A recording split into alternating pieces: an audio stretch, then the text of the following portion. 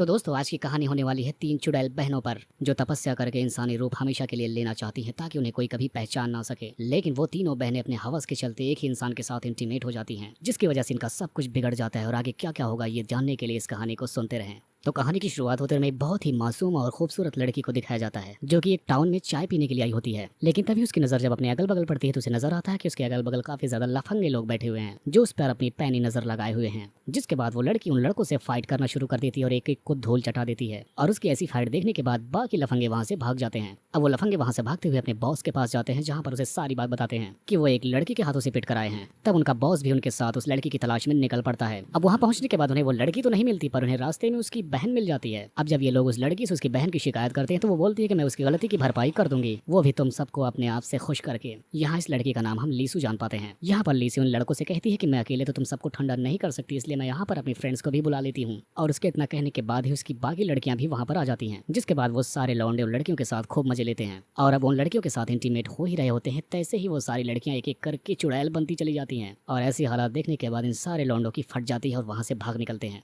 और उन्हें ऐसे डराकर ये दोनों बहनें काफी ज्यादा खुश होती हैं। अब हमें लास्ट में इनकी सबसे बड़ी वाली बहन को दिखाया जाता है जो एक मंदिर में जा रही होती है। इनकी सबसे बड़ी बहन का नाम सैफई होता है। सैफई रास्ते से गुजर रही थी, तब तक उसे रास्ते में एक साधु मिलता है जो उसे उसका नाम पूछता है, लेकिन सैफई उसे कुछ भी बताने से मना करती है। अब अगले सीन में हम देखते हैं सैफई जो अपने घर जा रही होती है तो उसे रास्ते में वही साधु मिल जाता है और उसे रोक लेता है। और आखिरकार वो उसे बताता है कि मुझे पता है तुम तीनों बहनों कौन हो, और अगर तुम तीनों बहनों इंसान की तरह बनना और रहना चाहती हो तो तुम्हें अपनी हवस पर कंट्रोल करना पड़ेगा। जिसके बाद हम देखते हैं कि उसकी इतनी बात सुनने के बाद सैफई अपने घर पर आ जाती है और वो घर में जाकर अपनी दोनों बहनों को साधु के बारे में बताती हैं। अब रात के टाइम हम देखते हैं कि ये तीनों बहनें साथ में बैठकर वासना करती हैं और ये अपने दिमाग को जब शांत करना चाहती हैं तो उनके दिमाग में वही सब खुरापात चलने लगता है। ये खुद की इच्छाओं पर कंट्रोल नहीं कर पाती हैं, जिसकी वजह से इनका ध्यान टूट जाता है। असल में हम जान पाते हैं कि ये तीनों बहनें चुड़ैल होती हैं जो इंसान बनने के लिए किसी भी हद तक जाने को तैयार थी, लेकिन बस इनसे अपनी हवस पर काबू नहीं हो रहा था, जिसकी वजह से इनकी तपस्या भंग हो जाया करती थी। अब हम देखते हैं कि रात का वक्त होता है। जब ये तीनों बहनें सो जाती हैं तो सबसे छोटी वाली बहन उठ जाती है और उसकी हवस उसे इतना सताती है कि वो घर से बाहर निकलकर चली जाती है। और बाहर आने के बाद वो देखती है कि लीसू खुद खुले में नहा रही थी और अपने प्राइवेट पार्ट को भी सहला रही थी। अब लीसू भी ये देखने के बाद गर्म हो जाती है और अपनी बहन के पास जाकर नहाने लगती है। लेकिन हम देखते हैं कि थोड़ी देर में ही सैफई भी बाहर आ जाती है और अपने बहनों को इस हालात में देखकर वो भी गर्म हो जाती है। लेकिन उसे जल्दी से जल्द इंसान बनना था तो इसलिए अब की बार वो अपनी हवस पर कैसे भी करके कंट्रोल करती है। अब अगली सुबह हम देखते हैं जब सैफई जंगल में भ्रमण कर रही होती है तो उसे कुछ डाकू दिखाई देते हैं जो किसी इंसान का पीछा किए हुए थे। तब ऐसा देखने के बाद वो सारे डाकुओं को मार देती है। अब ये जिस आदमी को बचाती है उसका नाम जॉनी हम जान पाते हैं। जिसके बाद सैफई जॉनी को उसके घर तक लेकर जाती है, जहाँ पहुंचने के बाद वो देखती है कि उस आदमी का घर तो काफी ज्यादा गंदा है। जिसके बाद सैफई अपनी शक्तियों का इस्तेमाल करके उसके पूरे घर को चमका देती है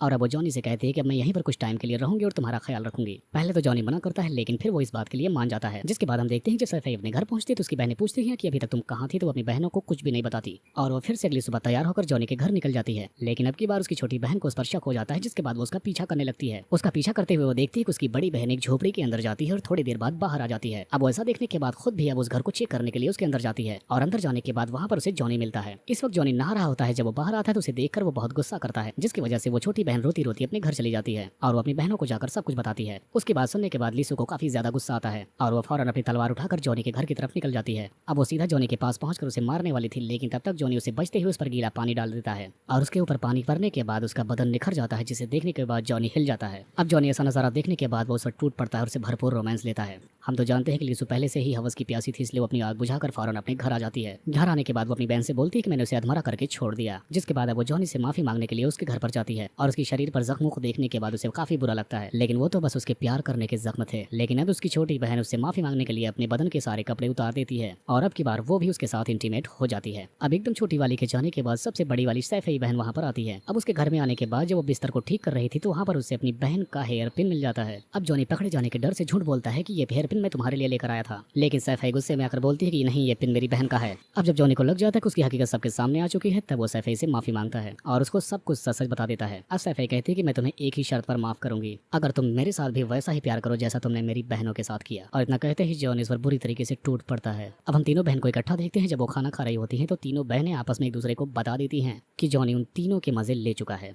और ये सब बातें कर ही रही होती हैं, तब तक इनके घर पे जॉनी भी आ जाता है, जिसे देखने के बाद तीनों बहनें साथ में खुश होकर उसे गले से लगा लेती हैं। अब ये तीनों लड़कियां उस जॉनी के साथ एक झरने में नहा रही होती हैं, लेकिन ऐसा करते हुए उन्हें एक आदमी देख लेता है, जिसके बाद उसकी पड़ोसन की पत्नी उसके घर पर आती है। वो तीनों लड़कियों से कहती है कि मैंने तुम्हारे बारे में सब कुछ पता कर रखा है, तुम लोग यहाँ पर कितना घिनौना काम करने के लिए रहती हो। अब वो धमकी देती है कि मैं तुम तीनों की पूरे गाँव में बदनामी करा दूंगी। जिसके बाद अब तीनों बहनों जॉनी को बुलाकर बोलती है तुम्हें अब अपने घर जाना होगा। जिसके बाद हम देखते हैं कि जॉनी उनकी बात मान लेता है, और जब वो रात में खाना खाता है तब वो जो फल खा रहे थे वो उसके पड़ोसन के मुंह से निकल रहे थे। असल में यहाँ पर हम जान पाते हैं कि जॉनी भी कुछ शक्तियां रखता था। जिसके बाद हम देखते हैं खाना खाते ही जॉनी अपने घर लौट जाता है, लेकिन घर आने के बाद जॉनी की तबीयत बिगड़ जाती है। जिसके बाद वो अपनी शक्तियों का इस्तेमाल करता है और एक लड़की को प्रकट करता है। इधर हम देखते हैं कि इन तीनों बहनों के सीनों पर बाल उगरा रहे थे। अब इनको शक होता है कि शायद ये तीनों जो जॉनी के साथ इंटीमेट हो गई उसी का नतीजा है। अब इस बात को पता करने के लिए वो तीनों बहनें जॉनी के घर पर आती हैं और छुपके से उसकी खिड़की से उसके वो देखने लगती हैं। तो उन्हें दिखता है कि जॉनी एक बहुत ही भयानक राक्षस बन चुका है और वो एक लड़की को जिंदा ही खा रहा था। अब ऐसा देखने के बाद वो तीनों लड़कियां उस साधु के पास जाती हैं। अब वो साधु इन तीनों लड़कियों को जॉनी से बचने का एक खास तरीका बताता है। जिसके बाद वो तीनों बहनें घर आकर एक डॉल बनाती हैं और इस डॉल पर काला जादू करने लगती हैं, और इस तरह से वो दोनों उस गुड्डे के जरिए जॉनी को दर्द पहुंचाती हैं। लेकिन जॉनी को ये बात पता लग जाती है कि आखिर कहां से हो रहा है, और इन तीनों बहनों पर आकर हमला कर देता है। अब उन तीनों बहनों को मारने वाला था, लेकिन तब तक वहां पर वो साधु आ जाता है और वो उन तीनों लड़कियों को अपने जादू से आजाद कर देता है। जिसके बाद वो अपनी शक्तियों से जॉनी को भी मार देता है और ये तीनों लड़कियां इंसान बन जाती हैं। और इसी को दिखाते हुए इस कहानी का यहीं पर एंड हो जाता है।